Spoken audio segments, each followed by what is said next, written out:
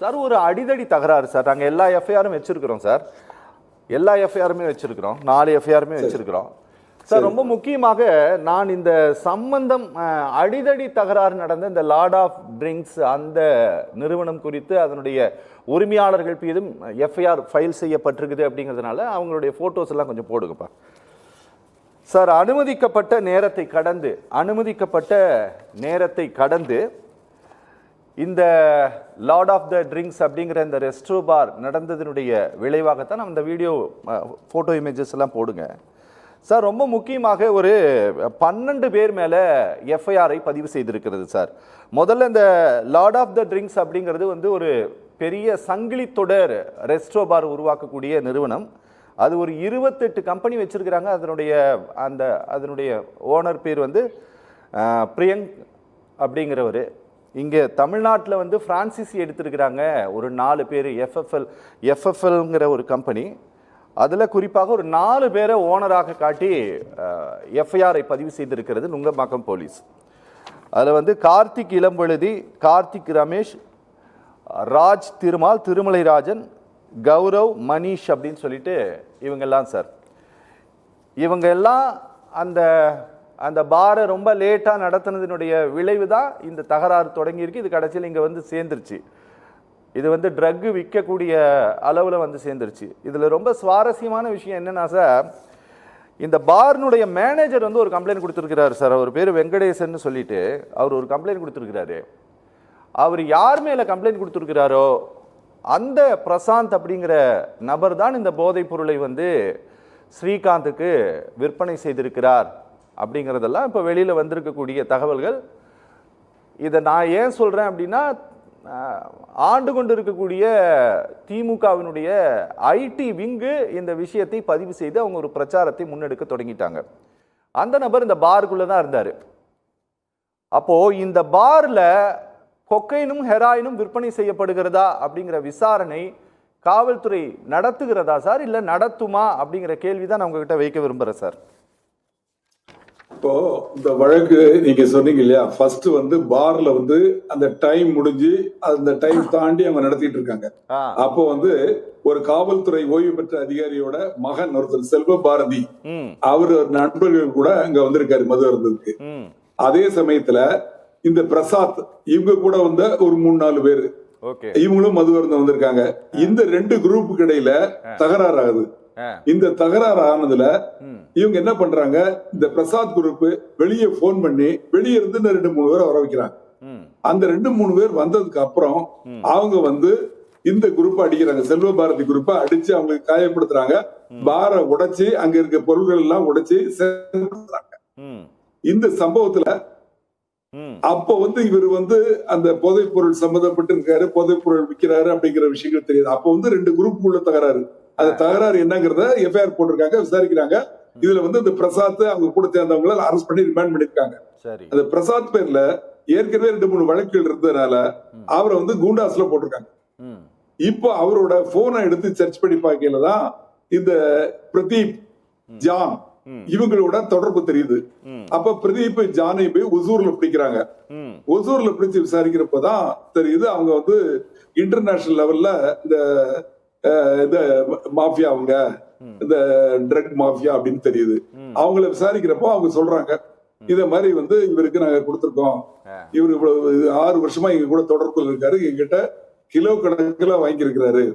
அதே மாதிரி ஒரு கிராம் கொக்கைன் வந்து 7,000 ரூபாய்க்கு நாங்க அவருக்கு கொடுக்குறோம், அதை வாங்கி 12,000 ரூபாய்க்கு விற்கிறாரு. இவரு வந்து ஒரு படம் எடுக்கிறாரு, அந்த படத்துல வந்து ஸ்ரீகாந்த் நடிக்கிறாரு. அந்த ஸ்ரீகாந்த் வந்து இவரு மூலமா வாங்கியிருக்காரு. அவர் ஜிபே பண்ணி பணத்தை கட்டியிருக்கிறாரு. 12,000 ரூபாய் ஒரு கிராம் அப்படிங்கிற ரேட்ல வாங்கியிருக்கிறாரு அப்படிங்கிற தகவல் எல்லாம் தெரிய வருது. அதன் பேர்ல அவங்க வந்து ஸ்ரீகாந்த் இவரு விசாரிக்கிறாங்க, பிரதீப் விசாரிக்கிறாரு. அவர் உண்மையை சொல்லிடுறாரு, முடிஞ்சு போச்சு. அதுக்கப்புறமா ஸ்ரீகாந்த கூப்பிட்டு கேட்கிறப்பதான் ஸ்ரீகாந்த் வந்து இந்த மாதிரி இல்ல அப்படிங்கிறாரு.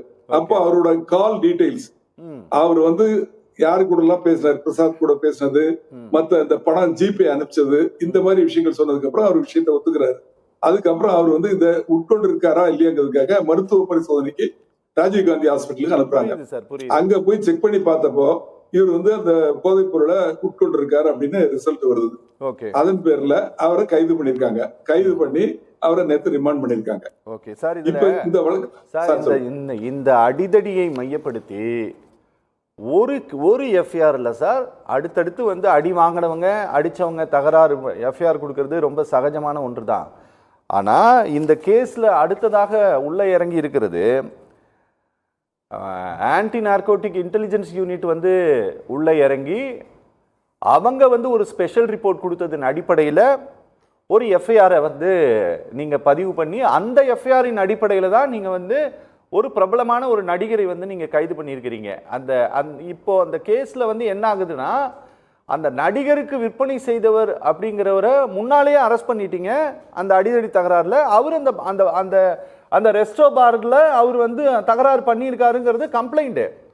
அப்போ இவர் வந்து வெளியில வந்தா இந்த வித்தாரா இல்லை அந்த ரெஸ்டோ பாருக்கு ரெகுலரா போகக்கூடியவரா இருந்தாரா, பார்ல வித்திருக்க மாட்டாருன்னு என்ன உத்தரவாதம் சார்? இப்ப இது குறித்து விசாரணை பண்ணிட்டு இருக்காங்க. அந்த விசாரணையில இவர் வந்து சார் வணக்கம் ராஜாராம் சார். சார் வணக்கம் ராஜாராம் சார், ஒரு சின்ன சந்தேகத்தை தெளிவுபடுத்திக் கொள்ள விரும்புகிறோம் சொன்னாங்க சார். எஃப்ஐஆர் நம்பர் வந்து 328 சார். அதுல ஏ1ஆக காவல்துறையால் சேர்க்கப்பட்டிருக்கக்கூடிய நபர் பேர் வந்து Raji Pradeep sir, son of Ganesh, lord of the ரிங்ஸ்னுடைய FL3 பார் லைசன்ஸ் ஓனர் அப்படின்ட்டு மென்ஷன் பண்ணியிருக்காங்க சார். அதுக்கு கீழே இருக்கக்கூடிய ஒரு 4 பேரை சொல்லியிருக்காங்க. கார்த்திக் இளம்வழுதி, கார்த்திக் ரமேஷ், திருமலை ராஜன், கௌரவ், மணிஷ் அப்படின்னு சொல்லிட்டு ஒரு 5 பேரை வந்து பார் ஓனர் அப்படின்னு சொல்லி மென்ஷன் பண்ணியிருக்காங்க. இதில் என்னன்னா சார், இந்த ராஜ் பிரதீப் அப்படிங்கிற இந்த நபர் வந்து சன் ஆஃப் கணேஷ்ன்ட்டு வருது. உண்மையில் இந்த ராஜ் பிரதீப் அப்படிங்கிற நபர் வந்து இந்திய அரசாங்கத்தினுடைய கம்பெனி அஃபேர்ஸினுடைய அந்த டைரக்டரியில் போய் பார்த்தா இந்த நிறுவனத்தினுடைய ஓனர் அப்படின்ட்டு வந்து அதில் வந்து காட்டலை. அதில் வந்து வேற 2 பேர் தான் காட்டுறாங்க. அப்புறம் ஆன்டி நார்கோட்டிக்னுடைய இன்டெலிஜென்ஸ் யூனிட் கொடுத்த ஸ்பெஷல் ரிப்போர்ட் படி பதிவு செய்திருக்கக்கூடிய எஃப்ஐஆரில் பிரதீப் குமார் அப்படிங்கிற ஒருத்தரை அரெஸ்ட் பண்ணியிருக்காங்க. 38 வயசு. அவருடைய அப்பா பேரும் வந்து பார்த்தீங்கன்னா கணேசன் தான் சார். எங்களுக்கு இந்த 2 கணேசனும் ஒன்னா அப்படின்ட்டு எங்களுக்கு ஒரு சந்தேகம் வருது. ஏன்னா இந்த 2 எஃப்ஐஆர்லையும் பெரிய குழப்பங்கள் இருக்குது. இந்திய அரசாங்கத்தினுடைய ஆவணங்களில் சம்பந்தப்பட்ட லார்ட் ஆஃப் த ட்ரிங்க்ஸ்னுடைய நிறுவனத்தினுடைய டைரக்டர்ஸ் 4 பேருன்ட்டு தான் காட்டுது. அந்த நிறுவனத்தில் டைரக்டரா இல்லாத ஒருத்தருடைய பெயர்ல எப்படி லைசன்ஸ் வந்து வழங்கப்பட்டிருக்கும்? இதுல ஏதாவது குழப்பங்கள் இருக்கா சார்? இதுல இப்போ இந்த கேஸ் 4 கேஸுமே வந்து வேற எஃப்ஐஆர் போட்டிருக்காங்க, வெவ்வேறு வழக்குகள். ஆனால் ஒரே காவல் நிலையத்துல தான் விசாரிக்கப்படுது. சரி. சோ இதுல உள்ள இந்த இப்ப நீங்க கேட்ட மாதிரி, அதாவது இந்த பாருக்கு யாரு உரிமையாளர், யார் லைசன்ஸ், இதுல யாரு மேனேஜர், யாரெல்லாம் வேலை செய்யறாங்க, எந்த மாதிரி ட்ரிங்க்ஸ் எல்லாம் அங்க கொடுக்கறாங்க, இங்க நார்காட்டிக் சப்ஸ்டன்ஸ் விற்கிறாங்களா, வித்ததுக்கு ஏதாவது சாட்சியங்கள் இருக்கா, வித்ததாவோ வாங்கியதாவோ யாராவது சொல்லியிருக்காங்களா, இல்ல வேலை செய்யறவங்க சொல்லியிருக்காங்களா, பப்ளிக் யாராவது வந்து போனவங்க சொல்லியிருக்காங்களா, இந்த மாதிரி விசாரணைங்கிறது வந்து இது இனிஷியல் ஸ்டேஜ் தான். தப்பு பண்ணவங்கள அரெஸ்ட் பண்ணி உள்ள போட்டிருக்காங்க. இனிமேல் விசாரிச்சு இதுல சம்பந்தப்பட்டவங்க, ஸ்ரீகாந்த் அரெஸ்ட் பண்ணி முடிச்சதுனால அந்த வழக்கு முடியல. இது இனிஷியல் ஸ்டேஜ் தான். ஸ்ரீகாந்தோட சிடிஆர் கால் டீடைல்ஸ் வச்சு அவர் யார்கிட்டலாம் பேசியிருக்காரு அவரை கஸ்டடி எடுத்து திருப்பி விசாரிக்கலாம். விசாரிச்சு அவங்க எல்லாம் யாரு என்னங்கதான் பாக்கலாம். இந்த ஒரு நடிகரை கூட தேடிட்டு இருக்கதா சொல்றாங்க. கழுகு படத்தில் நடிச்ச அந்த நடிகர். எதுக்கு சொல்றேன்னா, எல்லாமே வந்து நீங்க கேக்குறது நியாயமான சந்தேகம். ஆனா அந்த சந்தேகத்தை வந்து விசாரணை முடிவில் தான் தெரிய வரும். விசாரணை வந்து இனிஷியல் ஸ்டேஜ்ல தான் இருக்கு. எல்லாமே ஒரே போலீஸ் தான் விசாரிக்கிறாங்க, வெவ்வேறு போலீஸ் விசாரிக்கிறாங்க. அதனால அவங்களுக்கு ஒரு ஐடியா கிடைக்கும், இந்த பார் எங்க இருக்கு, இந்த பாருக்கு யாரு ஓனர், யார் லைசன்ஸ், யாரெல்லாம் பார்ட்னர், யாரு, இந்த எல்லா விவரங்களையும் நான் சொன்னோம் இல்லையா, இதை விசாரிப்பாங்க. 2வது, இந்த பிரதாப் அப்படிங்கிறவர் வந்து எனக்கு தெரிந்தாங்கிறாரு, அவர் அடிக்கடி வந்து போவார் அப்படின்னு தெரியுது. எப்படி தெரிந்தா அப்படிங்கறத அவரை கேட்பாங்க. எப்படி தெரியும் உங்களுக்கு, முன்னாடி வந்திருந்தாதான் தெரியும், இல்ல இங்க வர்றதுக்கு முன்னாடியே அவரை தெரியுமா, உங்களுக்கு எந்த வகையில அவர் பழக்கம், உங்களுக்கு அவருக்கு என்ன உறவு, என்ன பிசினஸ், இந்த மாதிரி எல்லா விஷயங்களும் விசாரிப்பாங்க. காவல்துறை விசாரணைனா உங்களுக்கு தெரியாத ஒண்ணும் இல்ல. 4 கேஸ் எஃப்ஐஆர் அந்த பார் மேல நிச்சயமா அது தெளிவா விசாரிப்பாங்க. மேலதிகாரிகளும் கண் தொத்தி பாம்பு மாதிரி இருந்து பார்த்து கரெக்டா இதை செய்யறாங்களா அப்படிங்கறத கண்காணிப்பாங்க. Okay sir. அதனால இதுல தவறு நடக்கிறதுக்கு வாய்ப்பு இல்லை அப்படிங்கிறது. Okay okay